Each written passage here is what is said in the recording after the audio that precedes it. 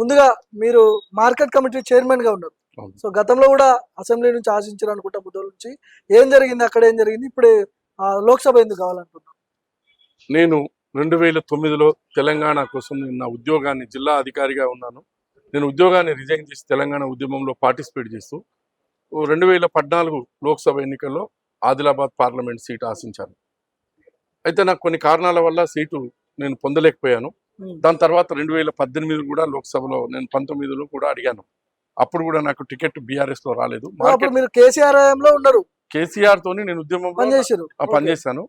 నేను ఉద్యమంలో చురుకుగా పాల్గొన్నాను. దాదాపు 30 కేసులు పెట్టించుకున్నాను నా మీద. నేను గిరిజనులు ఆదిలాబాద్ లో ఉన్నటువంటి గిరిజన జిల్లా అయినటువంటి ఆదిలాబాద్ లో గిరిజనులందరినీ కూడా తెలంగాణ ఉద్యమం వైపు ఆకర్షితులను చేయడానికి నా వంతు కృషిగా నేను 5 సంవత్సరాలు పల్లె పల్లెన గూడెం గూడెం తాండా తాండాకు పోయి నేను అందరినీ కూడా గిరిజనులందరినీ కూడా తెలంగాణ ఉద్యమంలో భాగస్వాములు చేయడం జరిగింది. అప్పుడు 2 సార్లు నేను టికెట్ ఆశిస్తే బీఆర్ఎస్ లో టికెట్ నాకు రాలేదు.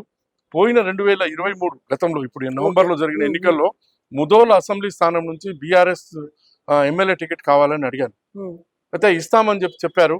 తర్వాత చివరి క్షణంలో అది జనరల్ సీటు, మీరు ఎస్టీ కేటగిరీకి చెందిన వాళ్ళు, మరి మీరు మీకు ఇవ్వలేకపోతున్నాం, సిట్టింగ్ ఎమ్మెల్యేనే కొనసాగుతున్నాము అని చెప్పారు. ఆ తరుణంలో నేను మార్కెట్ కమిటీ చైర్మన్ గా కొనసాగుతున్నాను. నేను బీఆర్ఎస్ నుంచి నేను ఎమ్మెల్యే టికెట్ ఆశిస్తే నాకు చివరి క్షణంలో బీఆర్ఎస్ లో ఎమ్మెల్యే టికెట్ దక్కలేదు. ఇక ఇస్తాని మాట ఇచ్చిర్రు అనే టాక్ ఉంది కదా, కేటీఆర్ మీకు హామీ ఇచ్చినాడు ఎమ్మెల్యేగా పోటీ చేపిస్తా, అలాంటి హామీలు ఉన్నాయంట కదా? ఆ హామీలు ఉండేవి, నాకు మంచి పొజిషన్ కల్పిస్తామని చెప్పారు. ఎమ్మెల్యేగా నేను అడిగాను, ఫస్ట్ కార్పొరేషన్ చైర్మన్ ఇస్తామన్నారు. అది సాధ్యపడలే. ఎమ్మెల్యేలు మారుస్తాం, ఆయన మీద చాలా ఆరోపణలు ఉన్నాయి, తప్పకుండా మీకే మేము అసెంబ్లీ క్యాండిడేట్ గా మేము ప్రొజెక్ట్ చేస్తాము, తప్పకుండా సీట్ ఇస్తామని చెప్పి నాకు గట్టి హామీ ఇవ్వడం జరిగింది. ఆదిలాబాద్ అంటే సోయం బాబురావు గుర్తొస్తాడు కదా, సోయం బాబురావు ఉన్నాడు, సొంత పార్టీ నేతలే ఆయన మీద ఎందుకు కాంట్రవర్సీ చేస్తున్నారు, టికెట్ ఇవ్వద్దు బాబురావు అని అంటున్నారు, ఎందుకు ఎందుకు ఏముండొచ్చు అక్కడ? దాని మీద నేనైతే కామెంట్ చేయదలుచుకోలేను. ఆయన కూడా మా గిరిజన సోదరుడే. సరే, ఆయన ఎంపీగా ఎన్నుకోబడ్డ తర్వాత బీజేపీ శ్రేణులకు అందుబాటులో లేడు, ఆశించినంత మేరకు వాళ్ళ సమస్యలు తీర్చడంలో ఏదైనా ఇబ్బందులు ఉన్నాయేమో. మళ్ళీ ఈ ఆదిలాబాద్ పార్లమెంటుకు చెందినటువంటి సీనియర్ బీజేపీ నాయకులతో కూడా ఆయనకు సఖ్యతగా ఉండకపోవడం ఏం కారణమో నాకు తెలియదు, కానీ దాని మీద నేను కామెంట్ చేయదలుచుకోలేదు. మొత్తానికి ఆయననైతే చాలా మంది కోరుకోవడం లేదు. ఓకే, మీరు తెలంగాణ ఉద్యమంలో 1,50,000 జీతం వదిలిపెట్టుకొని ఎందుకు పాలిటిక్స్ వైపు ఎందుకు రావాల్సి వచ్చింది? మరి నేను ఉద్యోగం చేస్తున్నప్పుడు ట్రైనింగ్ బెంగళూరులో నేను పొందుతున్న క్రమంలో ఒక ఆంధ్ర ఆఫీసర్ తోని ఛాలెంజ్ మేము చేసుకోవడం జరిగింది. తెలంగాణ రాదు అని చెప్పి ఆంధ్ర అధికారి, తెలంగాణ వచ్చి తీరుతుంది అని చెప్పి నేను బెంగళూరులో జరిగిన సంఘటన అది. ట్రైనింగ్ లో ఉంటూ ఆ రోజు 2006 డిసెంబర్ 6వ తేదీ కేసీఆర్ గారు ఉప ఎన్నికల్లో పార్లమెంట్ కరీంనగర్ స్థానానికి పోటీ చేసి రిజల్ట్స్ వస్తున్న రోజు అది. ఆ రిజల్ట్స్ వస్తున్న క్రమంలో కేసీఆర్ గారు గెలిస్తే నేను పెద్ద ఎత్తున టపాసులు కాలిస్తే తెలంగాణ వచ్చినట్టే ఇప్పుడు అని నేను అంటున్న క్రమంలో ఆంధ్ర అధికారులంతా కూడా ఏం తెలంగాణ, ఎవడిస్తాడు తెలంగాణ, ఎందుకు ఇవ్వాలి, మీ తెలంగాణ వాళ్ళని చాలా చులకనగా మాట్లాడుతుంటే ఛాలెంజా అని చెప్పి నేను అంటే వాళ్ళు కూడా ఛాలెంజ్ విసిరారు. ఆ ఛాలెంజ్ లో భాగంగా నేను అప్పుడు ఒక సవాల్ విసరడం జరిగింది. ఫిబ్రవరి నెలలో చివరి రోజు అయినటువంటి ఫిబ్రవరి 28 నాడు వరకు 2009 అప్పటి వరకు కామన్ మినిమం ప్రోగ్రామ్ లో దాన్ని ఇంక్లూడ్ చేసి ఉన్నారు. మార్చి 1న ఎన్నికల షెడ్యూల్ వస్తుంది, కామన్ ఎన్నికల షెడ్యూల్. 28 వరకు తెలంగాణ రాకపోతే ఉద్యోగాన్ని రిజైన్ చేయాలి, లేకపోతే ముక్కు నేలకు రాయాలి కమిషనరేట్ ముందు. సేమ్ అంటే ఆంధ్ర అధికారి కూడా తెలంగాణ వస్తే ఉద్యోగానికి రిజైన్ చేయాలి, లేకుంటే ముక్కు నేలకు రాయాలి అని ఛాలెంజ్ మేమిద్దరం పెట్టుకోవడం జరిగింది. చాలా ఆశతో కామన్ మినిమం ప్రోగ్రామ్ లో ఉంది. అప్పటి యూపీఏ ప్రభుత్వం దాన్ని చేర్చింది, సోనియా గాంధీ హామీ నెరవేరుస్తుందని చెప్పి నమ్మకంతో ఉండి చివరి రోజు వరకు వేచి చూసిన తర్వాత ఎన్నికల షెడ్యూల్ వచ్చేసింది. తెలంగాణ రాష్ట్రం యొక్క ఏర్పాటు ప్రక్రియ ప్రకటన రాలేదు. అందుకోసం ఇక నేను ముక్కునోళ్ళకి రాస్తే ఆత్మగౌరవం తెలంగాణ ప్రజలది తాకట్టు పెట్టినట్టు అవుతుందని చెప్పి నేను ఉద్యోగానికి రిజైన్ చేసి తెలంగాణ ఉద్యమంలో టీఆర్ఎస్ పార్టీలో జాయిన్ అయ్యి తెలంగాణ ఉద్యమంలో పాల్గొనడం. మరి ఇంత జరిగినా కూడా కేసీఆర్ కేటీఆర్ మీకు ఎందుకు సీట్ ఇవ్వలేదంటే ఏం చెప్తారు? వాళ్ళు కొన్ని పరిస్థితులు మిమ్మల్ని మేము పొజిషన్ ఇవ్వలేకపోయినాం, మంచిగా మిమ్మల్ని గౌరవించుకుంటాము, మీ సేవలు మరవలేము, మేము తప్పకుండా మీకు పొజిషన్ కల్పిస్తామని చెప్పి వాళ్ళు చెప్తూనే వచ్చారు. కానీ చూద్దాం అనేసరికి 9 సంవత్సరాలు గడిచిపోయిందండి. వాళ్ళ హామీని వాళ్ళు నిలబెట్టుకోలేదు. నేను మాత్రం నిబద్ధత గల ఉద్యమకారుడిగా టిఆర్ఎస్ పార్టీలో అన్ని రకాలుగా నేను టిఆర్ఎస్ పార్టీ బలోపేతానికి ముదోల్ నియోజకవర్గంలో నేను ప్రయత్నం చేశాను. అయినప్పటికీ వాళ్ళు హామీలు నిలబెట్టుకోలేదు కాబట్టి ప్రజల్లో కూడా విశ్వాసం కోల్పోయి ప్రభుత్వం రాకుండా పోయారు. ప్రభుత్వంలో అధికారం కోల్పోవడం. సో మీరు ఇప్పుడు ఆదిలాబాద్ లోక్సభ నుంచి అడుగుతున్నారు కదా, సోయం బాబురావుని కాదని జయదేవ్ రాజేష్ బాబుకి ఇస్తారు అని మీకు నమ్మకం ఉందా మరి? తప్పకుండా నమ్మకం ఉందండి. ఎందుకంటే మా ముదోల్ నియోజకవర్గం ఎప్పటి నుంచో బీజేపీ జెండా ఎగరాలని అక్కడ కోరిక ప్రజలకు. ఎప్పుడైతే నాకు టికెట్ రాకపోవడం వల్ల బీఆర్ఎస్ లో ఎంతో బుజ్జగించులు చేసినప్పటికీ నాకు కార్పొరేషన్ చైర్మన్ ఇస్తాము, 3వసారి ప్రభుత్వం వచ్చిన తర్వాత మీకు మంచి హోదా కల్పిస్తాము, మీకు ఎమ్మెల్సీ స్థానం ఇస్తాము, ఈ సత్యవతి రాఠోడ్ గారి ఎమ్మెల్సీ పీరియడ్ అయిపోతుంది, ఇది కాగానే మీకే ఇస్తామని చెప్పి నా ఇంటికి ఎమ్మెల్సీలుగా ఉన్న వాళ్ళు వచ్చి రాయబారిగా కేటీఆర్ ద్వారా నాకు పంపడం జరిగింది. పార్టీలో ఉండమని నేను ఖరాఖండిగా చెప్పడం జరిగింది. నా ఉద్యోగాన్ని వదిలేసి పణంగా పెట్టి నేను ఉద్యమంలో చురుకుగా పాల్గొని ఎన్నో కేసులు పెట్టించుకొని పార్టీ అభివృద్ధి కోసం పనిచేస్తే 9 సంవత్సరాలు ప్రభుత్వంలో ఉండగా కూడా ఏనాడు కూడా నాకు తగిన గౌరవం గుర్తింపు ఇవ్వలేదు. కాబట్టి ఇంకా నేను మీ హామీల మీద నిలబడి నేను కానీ నా వెనుక ఉన్న జనాలకు కానీ నా అభిమానులకు కానీ నేను అన్యాయం చేయలేము, నేను పార్టీ వదిలిపెట్టిపోతున్నాను, తప్పకుండా బీఆర్ఎస్ను ఓడించి బీజేపీని గెలిపించుకుంటానని చెప్పి నేను వచ్చి బీజేపీలో నా తోటి 64 మంది తెలంగాణలో ఉన్న 119 నియోజకవర్గాల్లో 64 మంది సిట్టింగ్లు సర్పంచ్లు, ఎంపీటీసీలు, 2 ప్రజెంట్ జెడ్పీటీసీలు, 1 ప్రజెంట్ ఎంపీపీ, ఇంతమందితోని బీఆర్ఎస్ నుంచి రాజీనామా చేసి బీజేపీలోకి ఇతర పార్టీలోకి వచ్చిన దాఖలాలు ఇక్కడ లేవు, ముదోలు తప్ప. ఛాలెంజ్ చేసి చెప్పి వచ్చాము, ఓడిస్తాము, మా నిర్మల్ జిల్లాలోనే పార్టీ 3 సీట్లు ఓడిపోతుందని చెప్పాము. అలాగే మేము బీజేపీలో చేరి మేము కష్టపడి అక్కడ ప్రచారం చేసి ముదోల్లో రామారావు పటేల్నే కాకుండా నిర్మల్ గెలుపులో కూడా మేము కీలక పాత్ర అయినాం. ఖానాపూర్లో కూడా బీఆర్ఎస్ ను ఓడించడంలో నేను కీలక పాత్ర. నిర్మల్ మొత్తం జిల్లా నుంచి ఆదిలాబాద్ పార్లమెంట్ లో 3 జిల్లాలు ఉంటే నిర్మల్ జిల్లా నుంచి 2,25,000 ఓట్లు మేము బీజేపీకి సాధించి జిల్లా మొత్తంలో టీఆర్ఎస్ లేకుండా మేము చేయగలిగాం ప్రజలతో. సో మొత్తానికి ఇక్కడ ముదోల్లో బీజేపీని గెలిపించింది, దాంట్లో కీలక పాత్ర మీదే అని చెప్తున్నారు. రామారావు పటేల్ సపోర్టు రాజేష్ బాబుకు ఉంటుందా మరి? తప్పకుండా అండి. ముదోల్ నియోజకవర్గ ప్రజల చిరకాల కోరిక అది.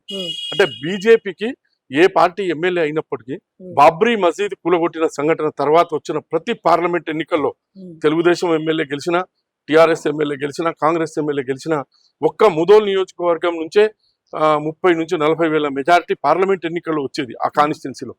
ఏ ఇతర ఆదిలాబాద్ పార్లమెంట్ లోని ఏ ఇతర కాన్స్టిట్యున్సీలోకి ఆ పరిస్థితి లేదు.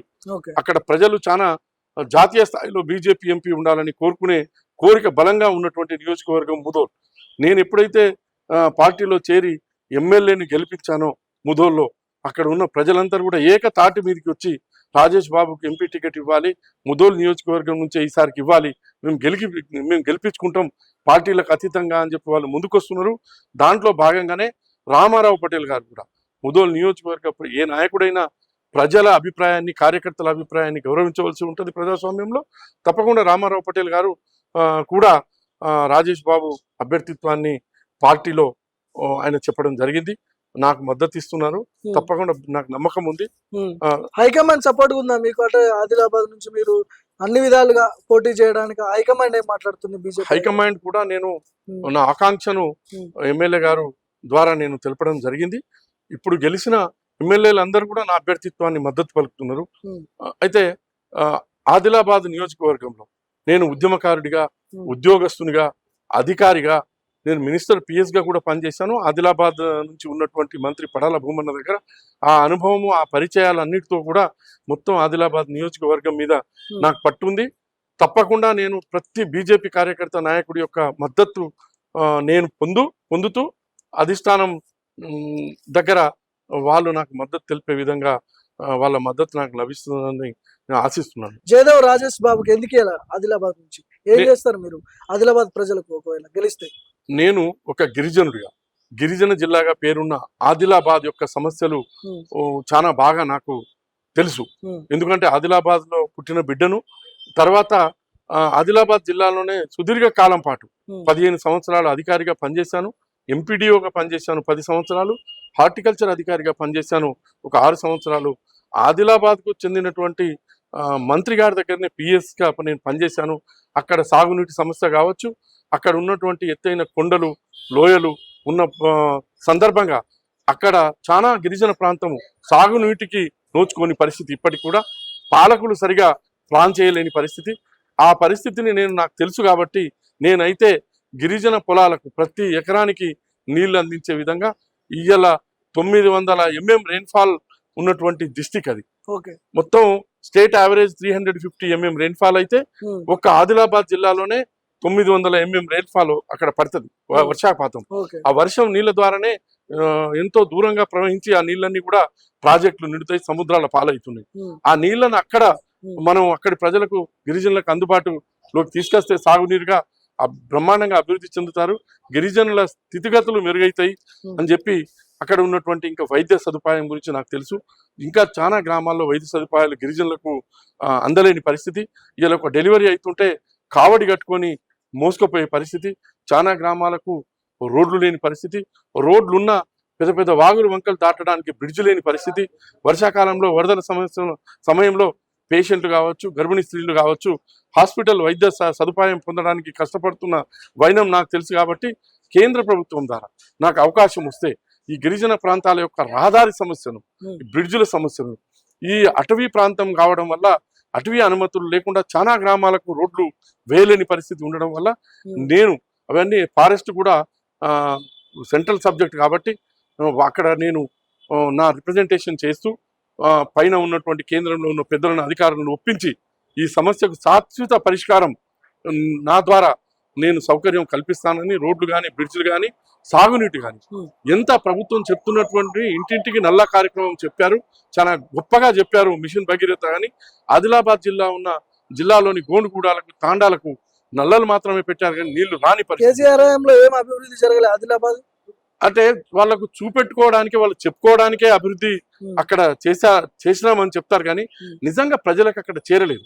అక్కడ ఉన్నటువంటి అత్యంత గిరిజనులైనటువంటి పేదవాళ్ళైనటువంటి అమాయకులైనటువంటి గోండు సోదరులు, లంబాడీ సోదరులు, ప్రధాన సోదరులు, తోటి సోదరులు, కులాం సోదరులు, వీళ్ళు ఏ ప్రభుత్వ సదుపాయం కూడా వాళ్ళకు మంచి నీళ్లు అందలేదు, వాళ్ళకు విద్య అందలేదు, వైద్యం అందలేదు, సాగునీరు అందలేదు అని చెప్పి గ్రౌండ్ రియాలిటీ ఇలా ఉంటే వీళ్ళేదో మేము ప్రాజెక్టులు కట్టినాం, మేము శ్రీరామ్ సాగర్ ప్రాజెక్ట్ నుంచి ప్రతి గూడెంకు నీళ్ళు ఇచ్చినాం అని చెప్పి చెప్పుకోవడం తప్ప అక్కడి గ్రౌండ్ పరిస్థితిలో అభివృద్ధి ఫలాలు గిరిజనులకు అందలేదు. అది అందించే విధంగా నా కృషి ఉంటుంది. మళ్ళీ లోక్సభలో ఇప్పుడు అక్కడ ఆ పరిధిలో మీ గిరిజనకు సంబంధించి ఎన్ని ఓట్లు ఉండొచ్చు? ఆదిలాబాద్ లోక్సభలో 3 లక్షల ఓటర్లు గిరిజనులు ఉన్నారండి. ఆ ఓట్లన్నీ మీ వైపు ఎట్లా డైవర్ట్ చేసుకుంటారు? ఖచ్చితంగా నేను ఉద్యమకారుణ్ణి. ఉద్యమంలో నాతోని పాల్గొన్నటువంటి లక్షలాది మంది సోదరులు కులానికి అతీతంగా, మతానికి అతీతంగా నా వెంబడి నడుస్తారని నాకు నమ్మకం. అయితే ఈ గిరిజనులో నేను చేసినటువంటి ఉద్యోగ సేవలు కావచ్చు, నేను పార్టీలో ఉన్నప్పుడు వాళ్ళ సమస్యలు తీర్చడానికి నేను తీసుకున్న చర్యలు కావచ్చు, మళ్ళీ నా అమ్మ నాన్న పేరు మీద ఉన్నటువంటి ఫౌండేషన్ ద్వారా నేను గిరిజనులకు చేసినటువంటి సేవలు కావచ్చు, తప్పకుండా నా ఎంబడే ఉంటారు గిరిజన సోదరులందరూ కూడా ఆశిస్తున్నాను. బీజేపీ అంటేనే కొంత టికెట్ల విషయంలో పెద్ద ఎత్తున ఆశావాహులు పెద్ద సంఖ్యలో ఉంటారు. ఎట్లా మీ వరకు వస్తుందని నమ్మకం ఉందా మీకు? మరి ఆదిలాబాద్ ఖచ్చితంగా వస్తుంది, నేను గెలుస్తున్నా, వస్తే ఒకవేళ గెలిపించుకునేంత ఉంది అక్కడ ఆదిలాబాద్ లో? ఖచ్చితం అండి. ఈ రోజు తెలంగాణలో అత్యధిక పర్సంటేజ్ ఆఫ్ ఓట్స్ తీసుకున్న జిల్లా ఏదైనా బీజేపీకి ఇచ్చిన జిల్లా ఉందంటే ఆదిలాబాద్ పార్లమెంట్ నియోజకవర్గం. దాని తర్వాత నిజామాబాద్ లోక్సభ పరిధిలో సెకండ్ స్థానంలో ఉంది.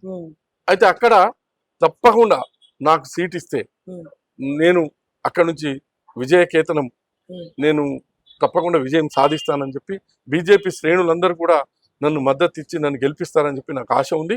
ఇక అభ్యర్థిత్వం విషయంలో ప్రజాస్వామ్యంలో ఎవరు కూడా కోరుకోవడంలో తప్పులేదు, అందరు కోరుకుంటారు.